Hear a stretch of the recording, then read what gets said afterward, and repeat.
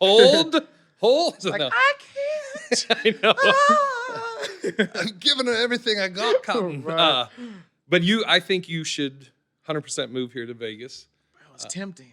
Dude, I'm telling you, I remember when I moved to LA, probably like the first, you know how like when you move to LA, they always talk about your big Hollywood break. Oh yeah. So I was probably a week in LA. My buddy Dave had hooked me up with his manager because I didn't have a manager agent. Nice. And That's a good buddy. Yeah, yes and no. Yeah, it was. Just yes. We'll just say yes. But I was going to say the manager and agent he hooked me up with was like a MASH unit. Like they were. Damn. One dude had like a mullet but was bald up front, and then the other, I don't even want to get into it. But they were like, I met with them. They were like, yeah, we want to rep you. So I was like, sure. You know, I got nobody else. Right. Whatever you want. So about 2 days later, they call me, or they text me. They're like, call us immediately, urgent. And so I call him. I go, what's up? He goes, we're submitting you for a role on the TV show Two Broke Girls. So I was like, dope. Right.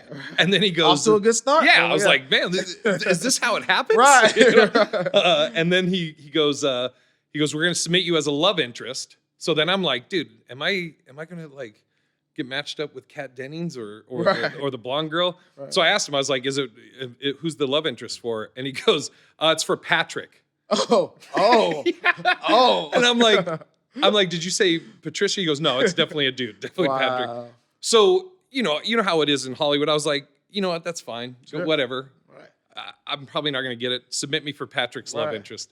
Then he goes, hold on, I got to ask you one other thing. I'm like, okay. And he goes, are you okay with kissing a man on national TV?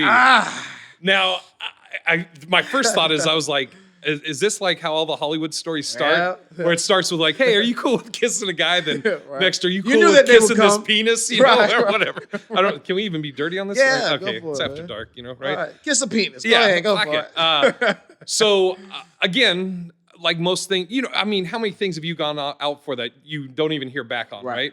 So I'm in my head, I'm like, I'm just gonna say yes to everything because I'm probably not gonna get it. Right. And I want them to know, hey, I'm easy to work with. So I was like, sure, I'm cool with whatever. Dude, the next day. They were like, he is easy to work with. Yeah, exactly. They just go, he's easy, period. Excellent. Yeah. Right. So the next day they call me, they go, you got it. And I'm like, what? Oh, shit. They go, you got it. They want you to come in. And I was like, I hope that doesn't mean Patrick. Wow. That I gotta come in, right? So he's like, they want you on set right now. So I was like, all right, text me the address. So now I'm like literally on my way to, I think it's Warner Brothers set, or maybe it's okay. Fox. At least it's legit. It's not like some random apartment in Van Nuys or some shit. Go to this couch. Right. You're like, hello. Are you the guy that's easy to work with? Right. But as I'm driving there, like, have you taken acting classes? I have. So I haven't. So in my head, I'm like, just the improv class, nothing crazy, nothing intense. I've been to. I got class. Nothing. And as a comic, I'm like, holy shit, I got to kiss some dude. I'm like, what's a TV kiss? I don't even know what it means, right? So I even said to the dude, I was like, if I have to tongue kiss a dude, I will vomit in his mouth, you know? And then the other thing, as I'm driving there, I don't know why, but in my head, I was like, okay, whoever this guy is, I hope he's like really effeminine. Right. Really soft. Yeah, I don't know why I wanted that. Like, I was just about to ask, like, how do you mentally prepare for this shit? Dude, like, are you listening to Boys to Men on the way there? Like, what? As one tear just goes down my This is what you came here for. Do this shit, Jim. I don't know why, like, I wanted that. Like, I have like standards. I hope he has blue eyes and we have a lot in common. Like I'm on a blind date, right? But I finally get to the set and they point and they go, this is Patrick. And it was like looking in a mirror. This dude was 6'5", 340 pounds, bald, huge beard. He's all tatted up. What? Like he looks like an axe murderer. And you can actually look him up. His name, this isn't a joke. His name is Patrick Cox. Wow. What a breakout scene to be in, bro. Yeah, dude. And good dude, but also straight. Okay. So they go, this is Patrick. And I was like, are you the dude I'm making out with? Super awkward. Yeah. And he was like, yep. Oh, shit. And so we're both like uncomfortable. Then he says to me, he goes, hey, man, I should apologize. I wasn't really thinking, but I've been drinking coffee all morning. And I'm like, you do realize, like, I'm not looking for sparks from this. Like, I'm really just trying to get through this. Don't make it nice, bro. Yeah. And so now we're about to film the scene. And like I said, I'm a comic. I'm not an actor. So in my head, I was like, I was like, you know, what's the TV kiss? Is it just that our lips touch, or is it that our mouths are open and no tongue? As I'm going through the scenarios, all of a sudden, out of my ear, I just hear action.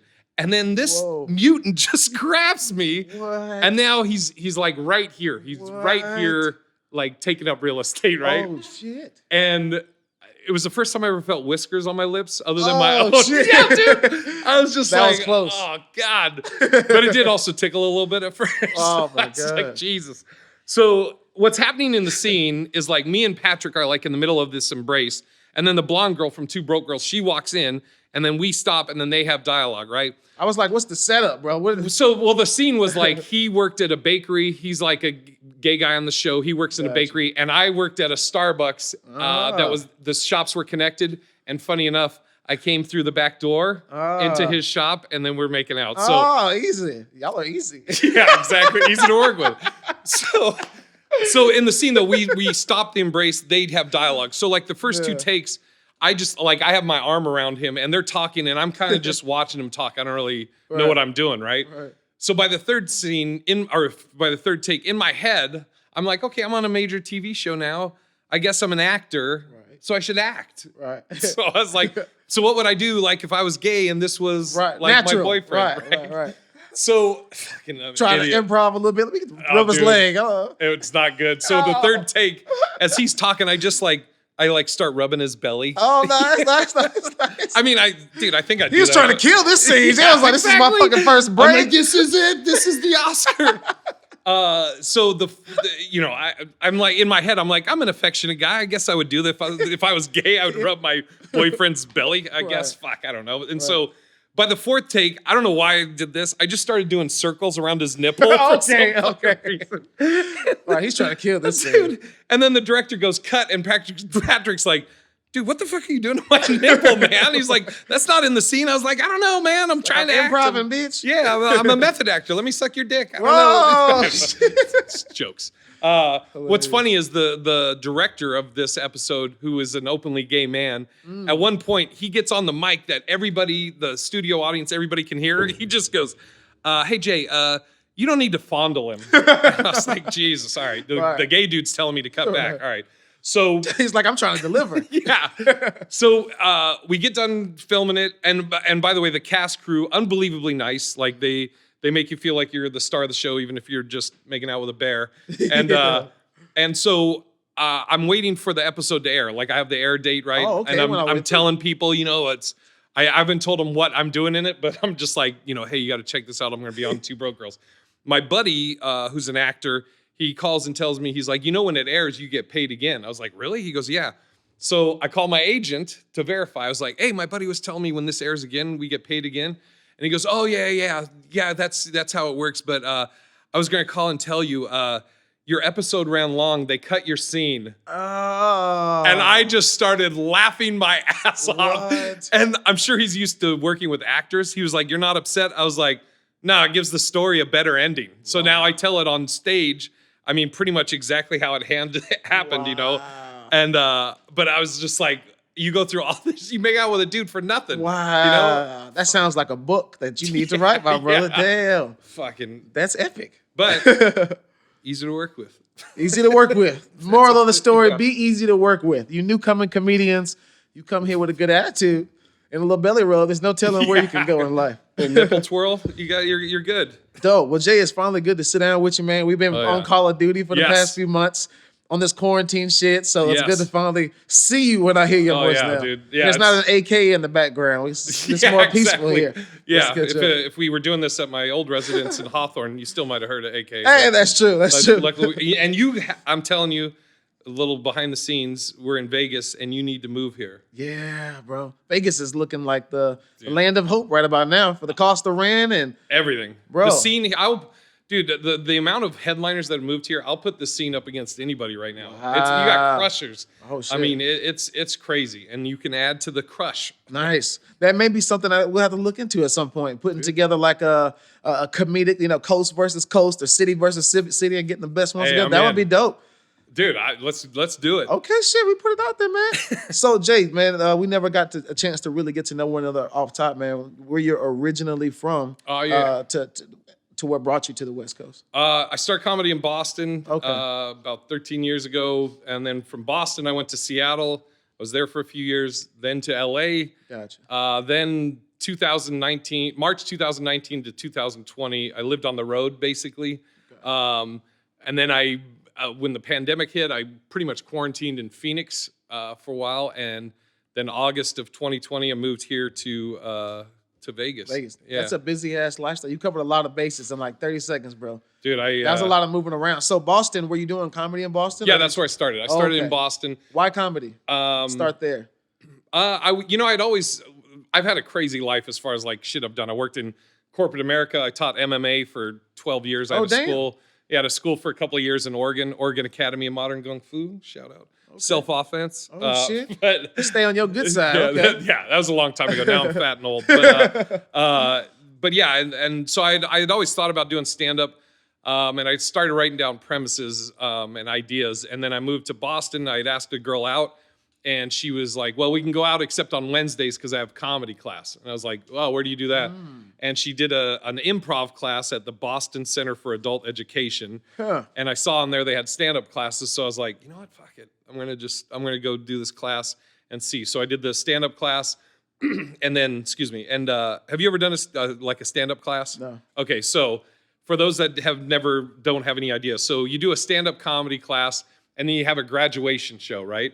Everybody invites their friends and family, and everybody see how good you are now. Yeah, right? Everybody does good though because everybody's there to support you. That's true. So I knew that. So I told it's like a bringer show. Yeah, exactly, 100%. Yeah. So I told the instructor, my buddy, who's now my buddy Dana, I was like, I'll do the graduation show, but I want to do a show before then. And I want to earn my laughs. Like if I want to know are these good? I don't want courtesy laughs, you know? Yeah. So he had me do, the first time I ever went on stage was Kennedy's Midtown. My buddy Scotty Lombardo hosted. And it was like a showcase show. It wasn't like an open mic or anything. Right. And I had no business being on it. On the show was these like actual legit comics. Shane Moss, nice. Mike Kaplan, Dan Crone, who's a Boston dude that's great. Andrew Slater, Brian Moot, and Tyler Bowe, all great comics. Nice. I went up, I did 8 minutes of doo-doo. Yeah. I mean, people were very nice, but immediately like for me, it's always, I don't know what it is. Is this the same day of your next show or like a week or so before or something like this? This is probably a couple of weeks before the graduation show. Are you nervous at that point? Oh, yeah. Yeah. Well, you know what's a trip is, I know a lot of comics, they say, like, what hooked them on stand-up is, I went up, I got that first laugh, and I was hooked. Right. For me, it's never been that. For me, it's, not to sound like an asshole, but I've always been able to make, like, friends laugh. Yeah. So for me, it's always been the science of comedy. So, like, as soon as I got off stage that very first time, I was like, okay, why didn't this work? Why did they laugh at this? I didn't even notice this. Right. That wasn't even the joke. Yeah. Right. A guy said something. Why I should have responded with this, and immediately I wanted to go back up and try and work, stuff. Sure. So I've always loved the science of comedy. Like you get an idea of a joke, and you're like, I know this is funny, but it's just not working for some reason. Right. And then you know how it is. You change one word or a voice inflection, or you rearrange it, and it's like it opens up the heavens, and you're like, that was it? That's fucking crazy. Right. So, I was hooked. That was August 28, 2008. Wow. So fast forward to continuing to figure out your thing, work in different stages. Obviously, you transition from open mics to getting, hey, will you come do my show? Hey, will you do this?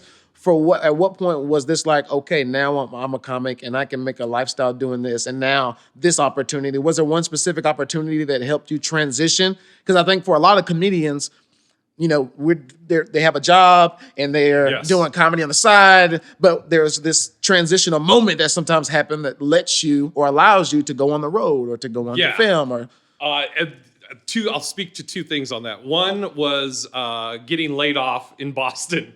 So I got laid off, and immediately I was like, okay, I can't afford because I was a director of technical support for an online data storage company. Oh, you was making some money then. Exactly. I was making bank. I was living in fucking Quincy, Mass. Had to overlook the water, all the stuff. So immediately when I got laid off, I was like, okay, I got to figure this out. A buddy of mine in Seattle was like, well, I have a room for rent. Just pay $500 flat. That'll cover everything. I looked at the comedy scene in Seattle. I was like, I was in. So I was getting unemployment for the first time in my life. And I was like, okay, while I'm getting unemployment, I have no excuse not to bust my ass. Right. So I've always said that some people think I'm funny, some won't. I can't control that. The one thing I can control is I don't want anybody to outwork me. So I was like, I hit the mics every night, multiple mics every night. And then about maybe a year or two after I got to Seattle, I got offered the house MC job at Parlor Live. Oh, dope. Which at the time it was the only A club in the Northwest. And so now I'm doing 5 shows a week that are sold out. Wow. A plus headliners. Wow. And this is like, in Bellevue, Washington. In Washington, okay. Yeah, once I moved to Seattle, and so then I was getting paid. I was able to get income off that every weekend, and then that also helped me build my act, and then kind of transition into headlining. Shortly. Well, not shortly, maybe 4 or 5 years after that. The one thing I was going to say, and I'll say this for comics and for you, also, and for myself, is my buddy helps me readjust my mindset because, as comics, I don't think any comic is ever like, oh, I'm good. Like I don't need to strive for anything more. Even Kevin Hart is like more, which is good. I think you should strive for that. But I think we also need to sometimes take a 1,000-foot level look, because I remember being at Nick's Comedy Stop in Boston, which it's not the best room in Boston. It's probably a B room or a C room. Yeah. But it's the oldest running club. And there was a dude's name on the marquee. Don't know who the guy is. I couldn't tell you. And I remember, I'm a year into stand-up, and I went in and I watched this guy. And I remember watching him and thinking in my head, like, whoa, wait, you're telling me this dude just travels around the country telling jokes and he makes a living off of that? Right. And back then I was like, if I could ever get to that level, I could make a living off jokes. That's all I need. I've won. Yeah, right. exactly. Right. And then you get that. And I think a lot of times we forget that like, yo, I pay bills off of just fucking telling dick jokes. Right. And it's like, yeah, keep striving for more. But that gratitude is essential. Yes, exactly. Appreciate that. Right. There's how many people would kill for the opportunity where we're at? Right. It's crazy. And I'm glad you spoke on that too, man, because that's a big thing. I was just telling, Benny that was here earlier, a lot of young comics, as I'm sure, reach out to you and ask, hey, are there any open mics? Or hey, this or some kind of question. But honestly, like it's a marathon, of a process. And the more gratitude that you have, the more peace you'll have in your heart. Because now with social media, we're constantly comparing ourselves to this person or that person. Or, damn, this looks dope. And then you look back at what you have, it's kind of like, So there's this level of gratitude that you have to be able to have the stamina 100%. To last in this business. Yeah, I mean, and I surround myself with. It's not like I look out for certain people, but I mean, I'm surrounded by people that are way more successful than I am. Way more followers or whatever. Sure. And I, comedy is always subjective. I won't say that they're funnier than I am, but they're all crushers. They're funnier. They're funny in their own right, in their own lane. Yeah. So that's the social media side of it, and like the accolades and everything. Right. I let that kind of handle itself. Yeah. I just want to be the best comic I can be, bro. And I don't fear following anybody. You know, and I whatever you do in front of me, I'm never going to be like, don't do this or whatever. If I want you to crush, I want you to fucking because some comics don't though. They're careful of who they follow or who opens up before them and all of that, which is interesting to me. That was as a newcomer to LA. That's when I started noticing it. I started coming in New York, so I didn't notice as much of it. You crushers in New York. Yeah. But at least on the West Coast, sometimes I heard that it's like I was like, is that a thing where certain comics won't have? No, I don't want him to bring me up, or hey, I don't know. Yeah. Like, wow.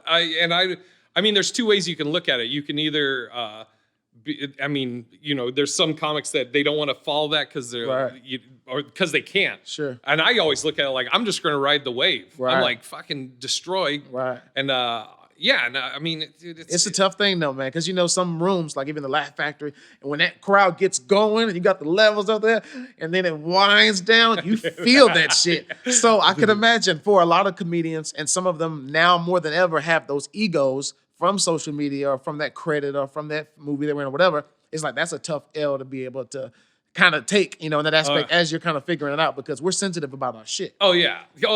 What my favorite thing to do is like doing a guest spot on a show, like maybe the headliner is this well-known person, famous from whatever, maybe it's stand-up, maybe it's acting or whatever, and you go up and do a guest spot, nobody knows who you are, and you just light that shit on fire. 5 to 10 minutes. Yeah, bro. Fucking, where people are like, yo, who the fuck was that dude? Right, and then, that's like the best feeling ever. Oh, yeah. dude. Yeah. Afterwards, like people are they're still gonna talk to the headliner because that's who they came to see. Sure. But they're like, yo, who are you? What's your? Let me follow you. Can I get a picture with you? Yeah. And you're like, I just did a fucking guest spot. That's like, better than getting feedback from like headlining or doing a show yourself to stand out. Like I just gave you a little taste. Yeah, dude. Big facts, man. That's dope, man. So stand-up comedy has obviously kept you busy. Yeah. You're good at that. Do you have any other aspirations outside of being on stage in terms of writing or film, or do you just consider yourself a stage crusher and you'll continue to just crush stages until physically and right? I would I have a lot of respect for actors now that I've done like it's funny, people say, are you an actor, or do you act, are you an actor? And I'll always be like, I've done some things, but I don't know if I feel comfortable saying I'm an actor yet, because I feel like that is a specific talent or tool, and I've taken some acting classes now, and then there's the Patrick, The what? And then there's Patrick. Yeah, Exactly. Right. Mr. Cox. Mr. Cox, actually. But it's like, you have actors that will do one open mic. So that people will be like, oh, do you do stand-up? And they're like, yeah, I'm a comic. You're like, no, you're not a comic. You did one. So I have respect for actors, and I would never disrespect it by being like, oh, I'm a trained actor. But I would be interested in getting into some acting. I've written on like game shows, and I've written some stuff for All Deaf. Oh, dope. But acting would be, it's funny because before I moved to LA from Seattle, all these major headliners that were coming in, they're like, dude, you got to move to LA. You're a type. You're going to get all this work, And then the first like audition I went to, I think it was like a bouncer at a bar. Yeah. And so I think it said to wear all black or whatever. So I'm wearing all black. I walk in, there's literally 15 6'8" dudes that are huge, all black, and I just started laughing. I was like, oh yeah, I'm a fucking type. There's nobody like me down here in LA. And like, there's 50 of you. Yeah, exactly. Over here looking like, what's up, bro? Yeah, exactly. I'm like, dude, it's so funny. And LA doesn't give a fuck, Nah. You're just a cog, Wait in line. You will sit and you will wait, won't you? 3 hours until they call you, but what are you going to do? I mean, the one thing that I'm thankful for, which I'm sure you are too, is it's like, that's not my main thing. Right. I don't have confidence in my acting, but I also know that that's not my number one thing. Like I can eat shit at an audition and then that night go up and rip stand up, and be like, oh, I think you're gonna be dope though, bro. I definitely can see you on TV and on film. I think organically just putting you into some of those settings, bro. I think you kill. Plus size model. Exactly, all of that, bro. Then you'd have little deals. I'll be having to watch your Hanes commercials. Yeah, like, look at that, Patrick. Where's somebody called Patrick? You got change it to Gaines. Change it to Gaines. Stripper at Chunkendale's, whatever. This is Vegas, man. Shit, you could get your OnlyFans. Shit. Oh, I wanted to tell you a story. Sorry, I'll keep it quick. Yeah. You were talking about people that don't want to follow crushers and this and that. Yeah. And this is Louis Anderson's story about following Jim Carrey. So Jim Carrey was would crush, and Louis Anderson, and it's an actually hilarious trick. So whoever crushes, Louis Anderson would go up after following Jim Carrey, and he'd be like, Jim Carrey, give it up for him. Everybody claps, yeah, he's so talented, Jim Carrey. And then as it starts to die down, he would do it again. I mean, it's just Jim Carrey, give it up for it. And he would just keep doing that over and over again until the audience finally was like, hey, man, fuck Jim Carrey. We want to see you. He'd be like, Jim, come back. You should come out here. He's so good. And I always thought that was just hilarious that he just kept doing it over and over. Give it up for Jim Carrey. Like, man, okay, enough. It's an interesting art form, though, because he would wear them out and get that all the way out and control the room. So I get that. Yes. As another crazy comedic genius. Yes. I see the irony in that, though, too. Absolutely. Because he trains the room to now say, yeah, that was fun. That was cool. Shout out to Jim. You seen the match, too. All right. Now. Yes. You bring him down. Now and then I'll begin. Now here's this different thing. Shout out to Louis Anderson. Yeah, man. He was a absolutely. supporter of the show. Supposed to attend the live show and stuff as well, man. So shout out to Jim Carrey and Louis. Both goats. Great dudes. I haven't met Jim Carrey, but Louis is a sweetheart of a dude. Nice. Yeah. Super dope, man. So yeah, man, you've been keeping up with Busy. And then we'll wrap up from here, man. But I always like to talk to comedians that are figuring this out and moving from place to place. Do you have a solid support system, family base, or do you just mentally yourself just put these goals out, move freely, and kind of live life? Because it obviously looks, on the outside looking in, it looks like you have a fun lifestyle, living in these different places, moving around. But I'm sure there's a little, work that goes into that. And I would say, you know what actually got my head around, like with the moving part, because I think I added it up one time. I think I have 8, maybe 7 or 8 times I've literally sold everything I owned and moved cross country. I lived in Florida at one point, Sacramento, Boston, and all that stuff. And what actually helped me get my head around that, as far as like picking up and moving, was filing bankruptcy. Wow. This is a long time ago. I had a martial arts club. The club went under, and at one point I was Cobra Kai? Yeah, had a Cobra Kai? yeah, I wish. She had a Cobra Kai. I wish I had Cobra Kai money. But I had sold everything I owned, and I was, or excuse me, I was filing bankruptcy. I was living in the bottom of my old martial arts instructors club in this little 1-room thing, and when I was getting rid of a bunch of stuff from bankruptcy, I'm watching all these, things I had bought over years going out the door, and I'm just like, fuck. And my instructor, Carrie, who's sitting next to me, he's letting me just bitch and vent and everything. And then finally, when I stopped, he just goes, yeah, it's all just a bunch of shit. I go, what? He goes, it's all just shit. He goes, you got your friends, you got your family, people that love you. He goes, this is all just things. It's horse shit. He goes, like, you can replace all this. And ever since then, I've had the idea that I own these things don't own me. So I like, Truth. Since I moved here to Vegas, because I've always kept my nut kind of low, where I don't want a lot of shit. So it's kind of like heat. Yeah. You can leave in 30 minutes or less, and once I moved here to Vegas, I really started getting like, it sounds so weird, but like, okay, I'm going to like plant roots here, and it's almost given me anxiety because I'm so used to not like keeping everything like easy to move. Super light, so in case you can even move, And now I'm like, as I'll buy like I buy a TV or I buy a couch or I buy art or whatever, I'll immediately, as I'm buying it, and in my head I'm like, oh fuck, now when I move and I have to sell this, how much am I going to get for this? And so it's just, it's been a trip readjusting my head around that. I can relate. I moved from Louisiana to Dallas, then Dallas to New York, to Brooklyn, then Brooklyn to Jersey, and Jersey to LA, Santa Clarita, the studios, dude. So you get in the habit of not getting comfortable. Yeah. And there's a little bit of a mental, place you got to get to find yourself feeling like, okay, maybe I can consider this home and get comfortable here and get warm here. And that's when the peace kind of starts to set in. So there's a little bit of work to get there, but it's rewarding once you start to feel comfortable. But in your mind, obviously you still want to move to transition to where you want to get to. Yeah. But you still got to find peace in the midst, in the process. Yeah, and you've been with like high school sweetheart, right? Right. Yeah, we've been together since. And so she's been with you through that whole thing. Yeah, before I was doing comedy, she was. And that's dope. And see, I have a puppy. That's about it. Yeah, but it's time. I got a feeling you're gonna settle down soon, bro. Well, dude, I have been here in Vegas, and I keep like I've been here for what is it now, 5-6 months. I'm talking about with a lovely counterpart. I feel like that's coming, ladies. Pay attention, ladies. He will I'm rub on your Bumble, belly. Tinder, Grinder occasionally. There you go. What are you looking for? What are you looking for in someone? Oh fuck, Jesus. Are you easy peasy, or are you kind of picky? Like, oh no, our elbow's just really dry. I can't do the elbow. I think I'm easy and laid back, but it takes a certain particular woman or man to date a comic, right? Because our hours are shit. I need somebody that's laid back, flexible, and but I'm this way towards them. Like I was supposed to go out with a girl the other night, and like an hour before she had to cancel, I can't remember the reason, but I was like, no problem. I was like, we can do it another. And she was like tripping that I was so laid back. I was like, she's like, so you don't even care? Yeah, so it's not bothering you? So that was our last time talking. Right, see? But because you know how it is where you let's say you make plans for a Saturday night, and then I may call you an hour. Yeah, I may call you, go, dude, there's an opportunity. It pays whatever. And also there's the booker from whatever is going to be here. Right.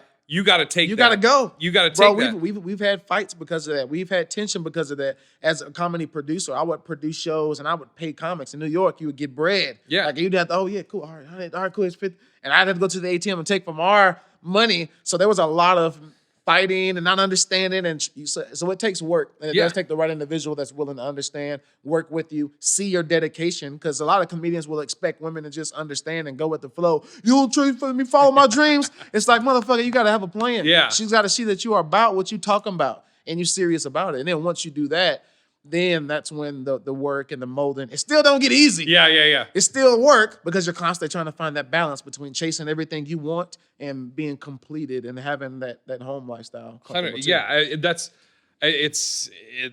get that it's work, and it is. That's why I say I need somebody that is. I'll be understanding to their shit. Okay. And hopefully they're understanding to mine. Ladies, y'all here? You're gonna be understanding. So if you're into fat, pale white dudes, like it's kind of a niche. But, he's like, I'm your guy. Yeah. I'm your guy. And the planning roots thing. Like I said, I've been here like 6 months here in Vegas, and I keep waiting for like, okay, what's the thing that I'm going to be like? I don't like it, and I can't find it. I'm loving it here in Vegas. Nice. I think you're gonna find love. You're gonna find a deal. You're gonna find some money. You're gonna be on film. My friend is gonna move here. Right. I'm on the way. Hypothetically, look at my wife over there. Hold up. Wait a minute. He ain't run nothing by me. What? Yeah. So, I appreciate you coming through and spending some time, man. I'm gonna see you on Call of Duty soon. We'll take them out. And can I say for you, like, since this is the Laugh After Dark podcast, most of. I was amped when I found out that. I mean, this is going back last year, that you're the new host, dude. Yeah, thanks. So dope, man. Yeah. I'm excited whenever we film this, like, not obviously for myself, but also for people to see you. Yeah. To see what you're going to do with it, I appreciate it, bro. Yeah, man. It's coming together, man. And everything has its purpose and timing. So, now we have the opportunity to have conversations like these due to these times. So this experience is all guiding us to a better place, bringing us closer together. Light a candle, relax. We're going to just glow and flow into 2021. Great things are to come. Please tell people where they can follow you, where they can keep up with you. Big Irish J on everything. BigIrishJ.com, Big Irish J on all social media. And I'll plug my podcast. I've got 2 podcasts I do. Hollingsworthless podcast, kind of a free-flowing. I get me and 3 other buddies. And then the Love in Black and White podcast, which is my buddy Manny Martin, who is black dude, always dated white women, married to a white woman. Yeah. I'm a white guy, pretty much always dated black women, and I'm single. So it's like that yin and yang and different points of view. And it's comedy first, but it's dating and relationship stuff. Dope. Super dope. Oh, man. What else do you want, people? We got Big Irish J in the building. Yo, you've been watching another episode of Do Tell with Laugh After Dark. I've been your boy, Charlie Wilson TV. Y'all, stop playing around, baby. We'll see y'all next time. Cheers. Let's launch it. Yeah. Hey, what's up, everybody? It's your boy, Charlie Wilson, man. I just want to take a minute to say thank you. I just want to say thank you for supporting and liking and sharing the videos to our podcast, Do Tell with Laugh After Dark. Make sure you subscribe and stay connected. I'll see y'all soon.